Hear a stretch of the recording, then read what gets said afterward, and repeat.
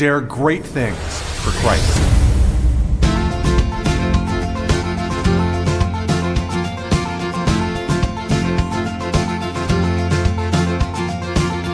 Christ calls us to dare great things. In the marketplace, as well as in the mission field, there has never been a time like the present for the spirit of the Catholic entrepreneur.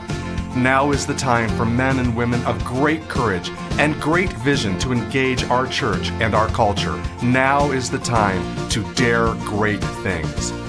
And here is your host as we dare great things, Father Nathan Cromley, the president and founder of the St. John Institute.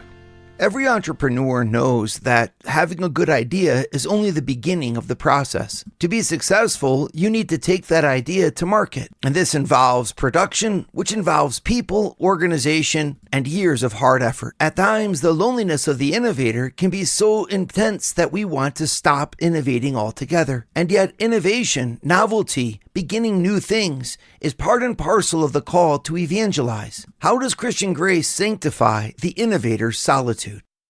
Hey everybody, great to be back with you again. We've got an exciting class here. It's the second in our series on embracing solitude. And I'm excited about it because when you look at, if you listen to anyone who is a leader, they're going to tell you that it's lonely at the top.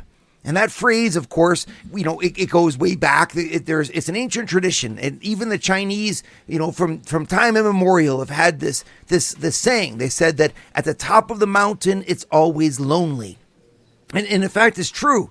Anytime you go up into where you're the first to do anything, where you're the leader of an idea, of a movement, of a change, well, you have to bear the burden that the people behind you might not have the same vision that you have. Actually, they seldom do. And if not only the same vision, but the same passion that you have. It's something that was been repeated to me many times by my own mentors as I've endeavored to do this work of founding the St. John Institute, where they said, Father Nathan, remember, no one will ever care about this as much as you do. And that was hard for me to understand. Because how could you not care about this even more than I do? And yet the idea is that when you have a vision, when you're doing something no one has done before, you have to brave it alone. And people will say, oh, no, you don't have to be alone. You're not alone, etc. But the fact is, if you're the CEO of a company, if you're the head of an organization, if you're the owner of a business, you have to carry pressures and expectations that no one else is capable of carrying because they don't have the same responsibility that you do. When you initiate change, you're responsible for the effects that come from your change. When you're a leader and you make an impact and make a splash, you're the one who's responsible for where the water goes. And so you need to carry that, and carrying that is something that you alone can do. I was speaking the other day with a very successful CEO, and he was telling the story of a mentoring relationship that he had with some students. And he had told them, listen, it's very lonely at the top when you're running a company. And the students didn't believe him. They said, no, if you're the CEO, you're making a lot of money. You're extremely, successful. You can do anything you want. You have power. They have all these kind of stereotypes that most people have when it comes to successful business people. And so this fellow said this analogy, which I thought was just brilliant. He told them, well, listen, imagine this. Imagine that it's 2:00 in the morning and you have the most important exam in your life to take at 7 a.m. the next morning. And you realize that you have not studied. You've not done the work that you needed to do. You blew it off. You were messing around with your friends. And now at 2:00 in the morning, you open the books to try to cram for this extremely important test. And not only is your grade point average on the line, but your scholarship depends on your grade point average, and your career depends on your scholarship. You've got to nail this test, or your grade point average will drop to the point where you will lose your scholarship and not be able to follow the career path that you set out for yourself. And you're sitting at your desk. Now, who can you call or text to ask to take that test for you? And of course, the students were looking around. They're like, well, nobody, right? He's like, who is going to take that burden off of your shoulders? And he answered, well, nobody. You're really under the gun. He said, yes, that's the pressure that a CEO feels. He said, no one else can bear the burden of looking down the road and figuring out what to do with this company and all the jobs and all the people whose lives depend upon those jobs, but you. I remember listening to another CEO who was telling me the story of the time that they were up all night in the middle of the night in order to make this business plan, and they knew that the lives of some 75 people depended on the decisions that they were going to make that next day. And so they spent the entire night, and this person listening to them, it's very touching because you hear the anxiety, you hear the pain, and the difficulty that these good people embrace by embracing their role as a leader.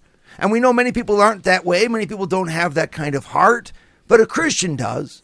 And a Christian leader who's at the top embraces, when they do that type of responsibility, they also embrace with it the solitude that comes as part and parcel of that job. It's something that we don't always appreciate enough. And I'm speaking about CEOs, I'm speaking about business owners, well, in part because few people ever do. It's just kind of like an overlooked sector of our society.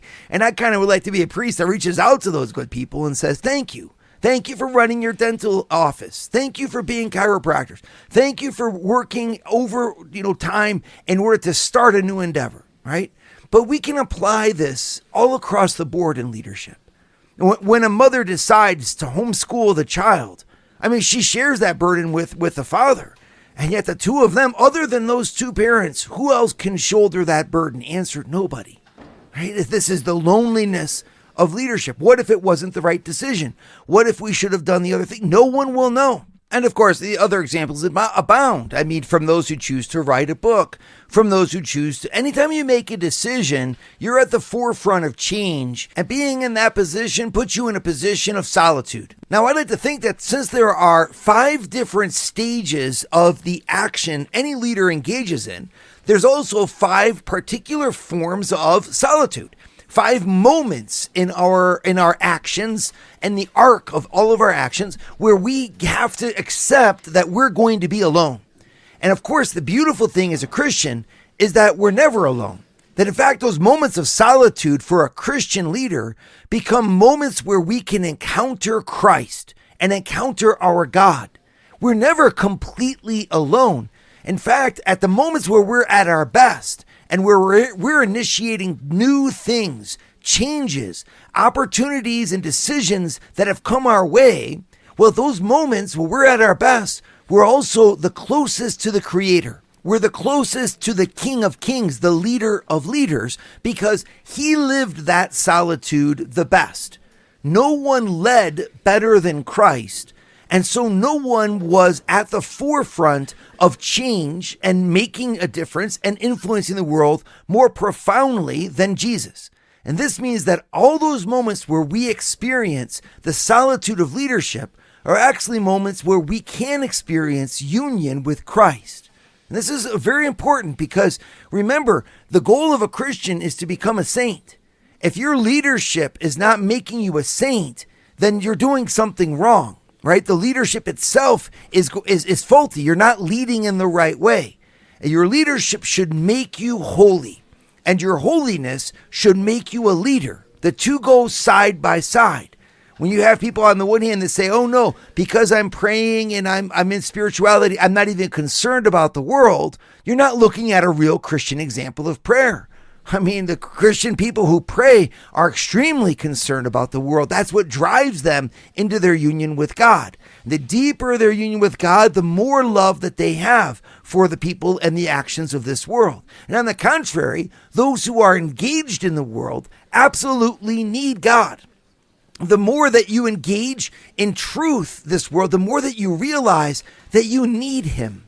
Because when you engage the world as a leader and you're making decisions and you're launching things that are risky and you're engaging in toilsome activity that's difficult and that's wearisome, where you've taken the burden of saying, I am responsible for what is about to happen, you're engaging in an activity that puts you very close to God. And if you bring faith into it, you can make that difference, make that change in an even better way than you could on your own. You could become God's instrument as he sanctifies the world through you. And that's the whole vision. Would you like to hear more from Father Nathan? Join the St. John Leadership Network and receive a 2-minute glance at the gospel every Sunday morning right to your phone.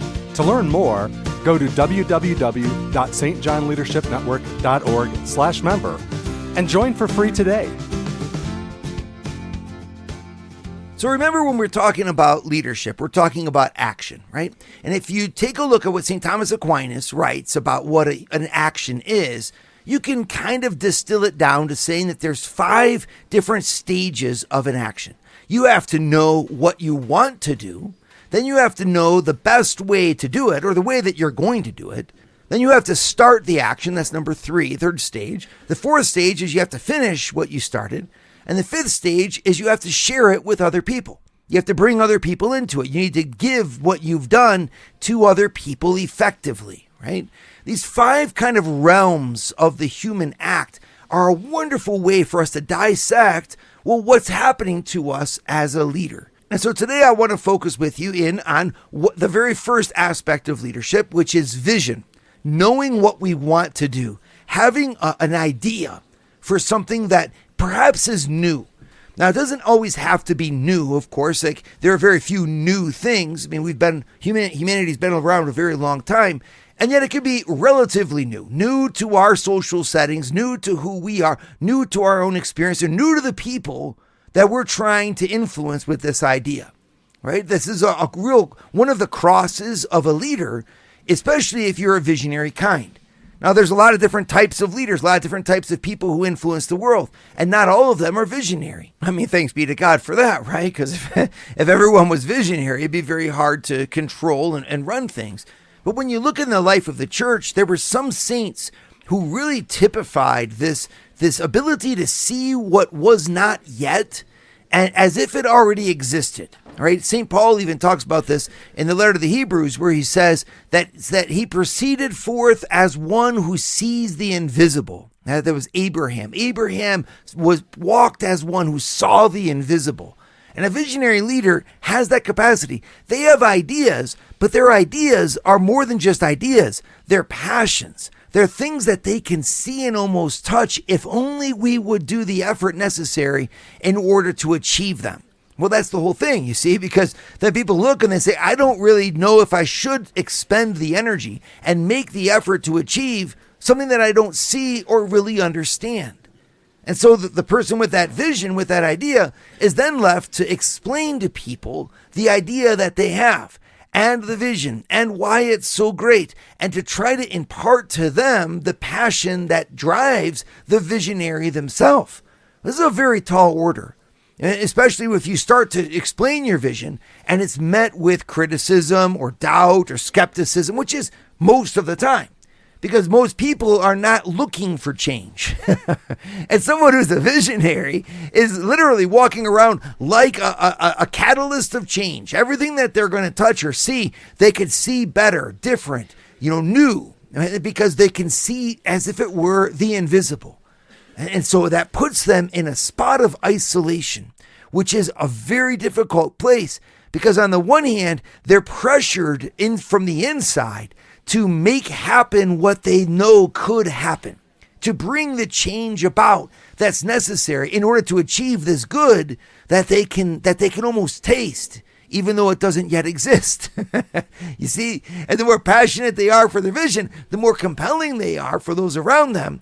But also the deeper the inner crucifixion becomes when they're met with misunderstanding or reluctancy from those who are around them, because those around them don't necessarily see the value. And then the other pressure that they have is that not only do they, on the one hand, see what they want and have this vision to bring it forth, but then their other pressure is that those who don't want to move, they have to pull them along. They have to inspire them. And so there's a lot of inner tension that the visionary leader has to accept. The inner tension of not being understood for the great idea that they have within them. And on the one hand, socially, people like to laugh about these people. They call them the idea guy, right? The idea guy's always got an idea. You ought to do this. You ought to do this. And I agree, that can be rather annoying to be around an idea guy, because nothing stays the same, right? And so we kind of like to poke fun at those folks. But on the other hand, could you imagine life without the idea guy? I mean, if you don't have ideas, you don't have change. And if you don't change, well, you're liable to be stifled in many different ways in your culture. Your culture in your business, and your culture in your family. Is as difficult as it is, and especially because you have other types of leaders who are extremely good at managing details or at creating and executing plans. And for them, having these new ideas, it can be disturbing because they already have an old idea that they're executing, right? And it's almost like, why do we need to change? And it puts us into a place that's very unique of inner solitude. And I want to speak to you about that because, yes, you can overdo it. Yes, I'm not saying ideas for the sake of ideas are a good thing, right? Like you have to temper this. The idea guy needs to also calm down a little bit, right? Because ideas have consequences and we have limited resources of time, talent, and treasure. And we can't just follow every great idea just because it's a great idea. You have to make choices. And that's the next phase of the leader. But I want to speak just to a moment about how this innovation, the innovator who's behind innovation is actually a Christian figure. Now, here's what I mean. All right, if you're at the beginning of change by desiring something that is not yet there, of course, there's a deep parallelism here with what it means to be a Christian, because a Christian lives for heaven even though they're not there yet.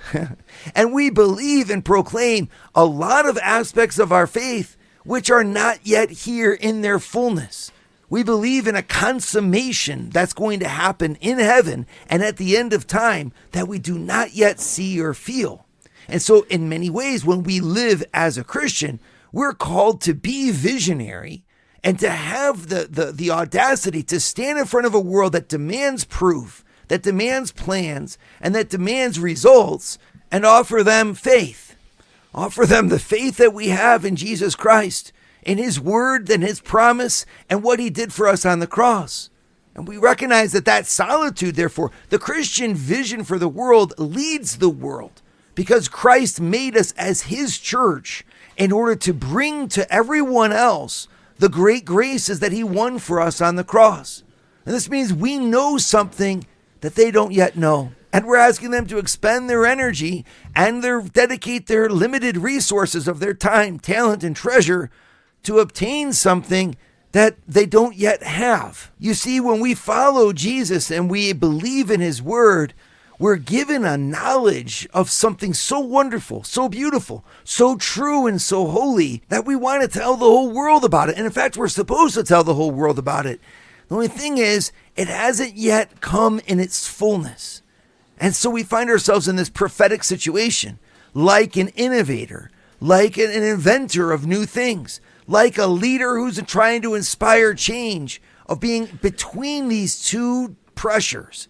The pressure from the inside of the desire that we have for the God that we know, and the pressure from the outside of trying to bring people who don't want to change into the change that they don't want. And in the middle between the two is the solitary position of the Christian leader. And I want to talk to you about how holy and special that spot is and how close Christ is to us when we embrace it. Would you like to start your Thursday mornings with a scriptural leadership lesson? Join the St. John Leadership Network, where Father Nathan hosts a 30-minute call at 6:30 a.m. in all 4 U.S. time zones. To learn more, go to www.stjohnleadershipnetwork.org/member and join for free today. Anytime we choose to act, we choose to engage something that has not yet been. We are moving change. We're changing the situation that we currently have. In any way, we have status A to status B. Right? And as we do that, we who are leading that change, whatever it is, well, it starts from within us, from the idea that we have. We somehow or other sense that there is a good that can be. And if only we change the way the present is, the future could be better. Right? And it can be in very small ways. It can be in very humble ways. And it can also be in very big ways. But anytime that we innovate, that's what we're doing. There's something that we've seen and grasped as a possible, and that is we deem as being worthy of our effort. And so we try to and bring other people around us to follow us in that change. So to do that, something has to happen inside of us. We need to embrace a possible thing as if it was actually doable and realizable. And the more that you feel that you can achieve something, well, the deeper your dedication is to making it happen. Right? But that process is something that has to be replicated with others. And oftentimes people drag their feet. It's almost like the question of a chicken and the egg. Everyone will believe it's possible once you've done it. But in order to do it, you need people to believe it's possible. Right? So you go out looking for your investors, you look for your angel donors, you look for your first volunteers, you look for anybody who's willing to bet and believe in the dream that you have. I remember one time speaking with a fellow who did a lot of screening for entrepreneurs. And they said that the screening had very little to do with the idea. They didn't really care so much about your business plan and what you had behind all your thinking. They wanted to know you. They said that if they could get to know and find a person who wouldn't quit and who was passionate enough to sacrifice for what they had inside, that they'd be willing to invest their money behind the idea. Because the idea itself is going to change. Any entrepreneur knows that. But the person leading it needs to be willing to be committed to it with that degree of tenacity to make it happen. And you could say the same thing about any time you have a team. So if you're leading in an organization and you're saying to yourself, well, gosh, I need to make this change. Well, the very first thing you need to do is get a team of people to get as close as you are to the project and to try to want it nearly as much as you do. This is our first thing. And the more people can become tenacious around what's possible because they've caught that vision and they see that they want what can be, well, the more likely you are to succeed. Now, I just want to point out a few spots here where this becomes a very Christian thing and where Christianity speaks a lot to this type of cross, right? Number one, the most visionary person of all time was our Lord Jesus Christ. I mean, when you talk about having a vision or seeing the invisible, being the Son of God is obviously, you can't even imagine. How profoundly he lived that solitude of the visionary, because we still have not yet fully understood all that he came to bring and to teach us, nor have we entered into the glory that he's described for us as the purpose for his coming, right? So this is a great example of how Jesus himself did not run away from that cross. He embraced being the visionary. He embraced being the leader. He embraced having an idea that other people didn't understand, still don't understand, and he did it for the sake of his followers.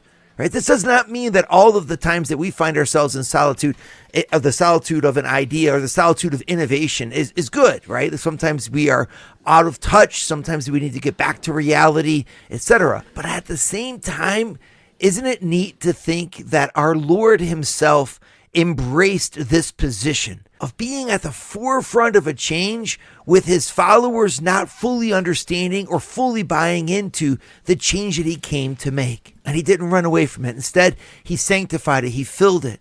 And in a sense, is to say to all of us who are in leadership that you're never alone. Jesus himself, first and to a greater degree than any of us, is there. And he understands what this position is like. And he's there to support you. Don't run away from the cross of being a visionary leader, even if it puts you in solitude with respect to others or makes you feel extremely uncomfortable, because our Lord himself is in that place first. You look at, for example, the ways that he was with his disciples. There was times where his disciples literally didn't understand what he was doing or why he was doing it. And Jesus bore with it patiently. He was rejected by the people of his time. He was not understood for what he was trying to do, and yet he fulfilled the Father's will. He kept his eyes on God and the Father, and he surrendered his pathway to the Father. And we are called to do the same. But he's not the only one, of course. There's saints who can also inspire us. When St. Junipero Serra was sent to California, for example, the church didn't exist there. Sure, there were the indigenous people of his day. They were there. But like, how do you come up with linking a series of mission churches up and down the coast of California, right? Whoever would have thought that? And yet one at a time, one step at a time, being led by the Holy Spirit, Junipero Serra linked these missions into a place that gave the Catholic Church a foothold and allowed these people of his day to be baptized. And now we look back at it and we look and we see all these cities that have come from the mission churches and all the ways that the church has grown. And we say, oh, this totally makes sense. Of course, now there are cities where once there were missions, and where once there were non-Christians, now there are baptized Christians. And the church continues to grow and flourish where this visionary went by himself. And of course, there was opposition. And of course, there were people that didn't understand. And of course, he had to fight consistently for this idea that he could plant these missions there where people thought they couldn't be planted before. And there's so many stories of the saints that are the same way. I think in the end, we have to accept there's always going to be the solitude of those who go first. It's always more comfortable to follow in the footsteps of a leader where you can see where they've trod and then build on it. But the first person who dares something great for Christ oftentimes has to embrace the fact that they dare it alone, that their idea stays inside of them until it can be seen and measured, touched and tasted, and that they're with the Lord, with the saints who have gone before them, and you accept that pioneering cold and harshness for the sake of the beauty of what you're going to leave behind. My friends, don't stop leading. Don't stop trying. Don't stop building, even if you find that you're all by yourself, because you're never alone. As it says in the letter to the Hebrews, we keep our eyes fixed on Jesus, the inspiration and the pioneer of our faith. For he goes before us, taking us to new places, leading us on. Dare great things for Christ. Share your feedback with Father Nathan.